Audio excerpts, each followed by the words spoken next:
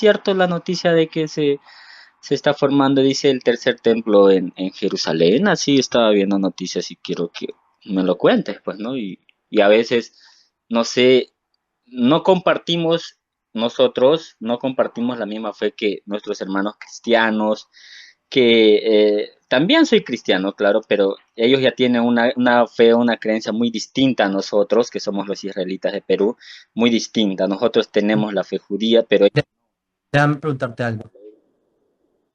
la pregunta es esa sobre el tercer templo de Jerusalén, ¿por qué se Te, asusta tanto? te respondo brevemente. Sí, los judíos apuntamos a que se reconstruya el tercer templo. Besrat Hashem se reconstruya. Vacas rojas, ya. Utensilios del templo, hay algunos. Eh, los levitas practicando para cantar cuando hayan gradas en el templo, hay.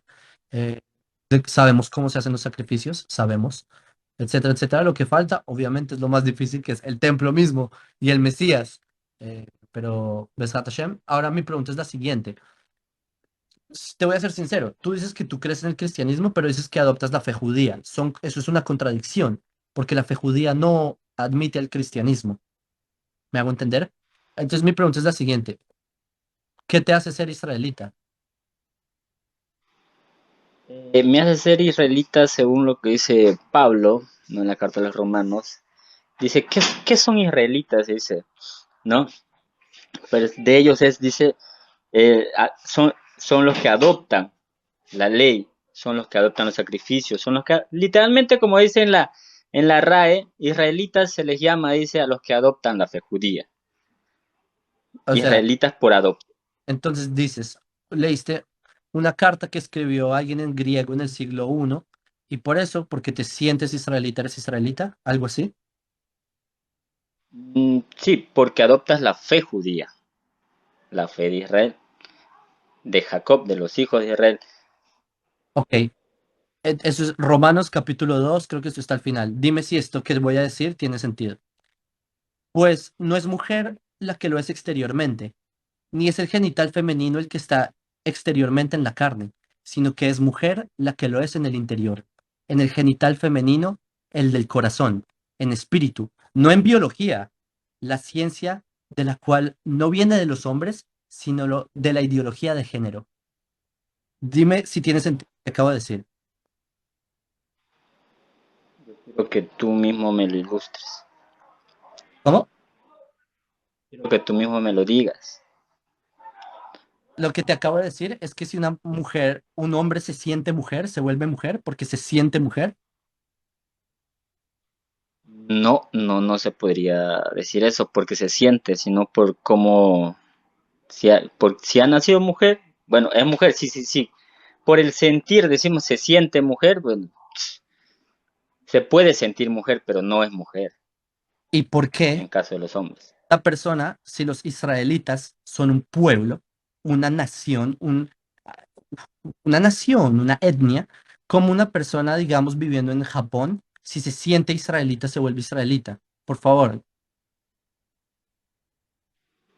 ¿cuál es el... Realmente, como te Los decía, eso pueblos ya, judíos somos un pueblo. justamente, No es que yo me siento judío, uno nace judío, ¿sí? Uno, no es que la persona de la noche a la mañana, yo me siento japonés, yo me siento filipino, y por sentirme filipino, por tener una creencia filipina, me vuelvo filipino.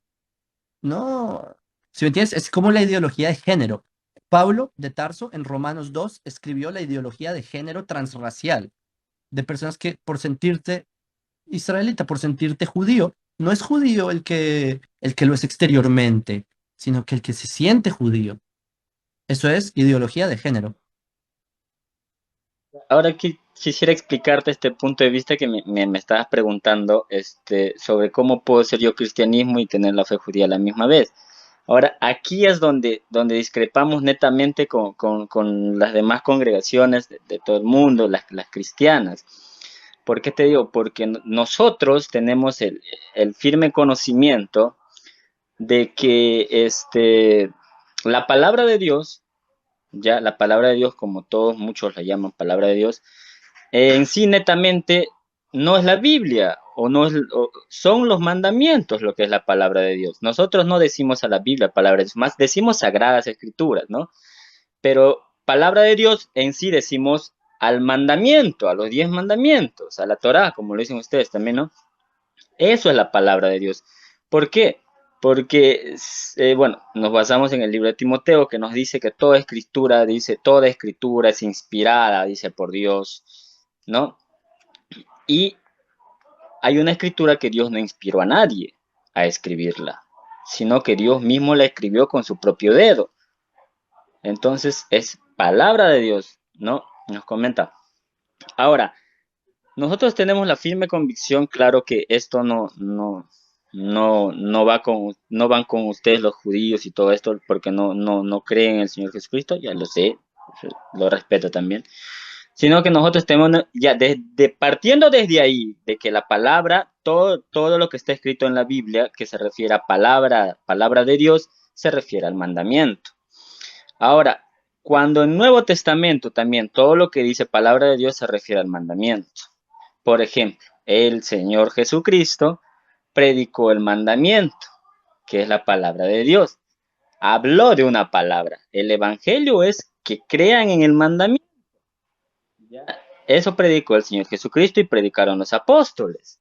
Predicaron, dice, la palabra de Dios. Cuando Pablo encarcelado, El viene problema, un temblor fuerte, orando y dice que, un segundo, y dice que le dijo al carcelero, creen al Señor Jesucristo y será salvo. Pero no solo le dijo eso, le dijo, de ahí si se sigue leyendo el versículo, y le hablaron la palabra de Dios. Por ende, buscando la palabra de Dios es el mandamiento. Todos los apóstoles predicaron el mandamiento y justo ahí discrepamos con las demás congregaciones, porque nuestro líder fue el señor Ezequiel Ataucusi Gamonal, fue el que fundó el pueblo israelita de la la misión israelita no universal, y esas son las enseñanzas, que el Señor Jesucristo y los apóstoles únicamente enseñaron lo que es el mandamiento. por favor, tengo que salir en 2 minutos. Voy a concluir la idea. Los judíos somos un pueblo.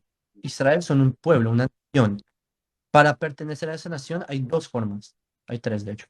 Una es naciendo de una madre judía, Israel, o sea, con linaje, con biología, o la otra es convirtiéndose. Es decir, que el tribunal rabínico te acepte en la nación. Si no has hecho el proceso o legal, que esa es la conversión, o el proceso, o haber nacido una madre del linaje israelí, del pueblo judío, entonces no se puede ser israelí, ¿sí?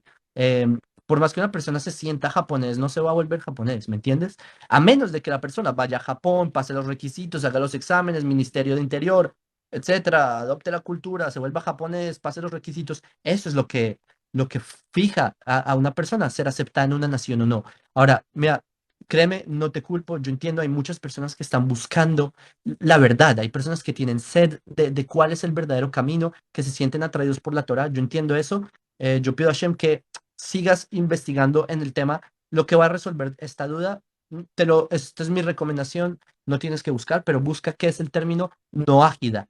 El término no ágida, eso es lo que realmente Dios quiere de un peruano. Y bueno, hasta acá me tengo que ir, perdóname, y te envío un saludo.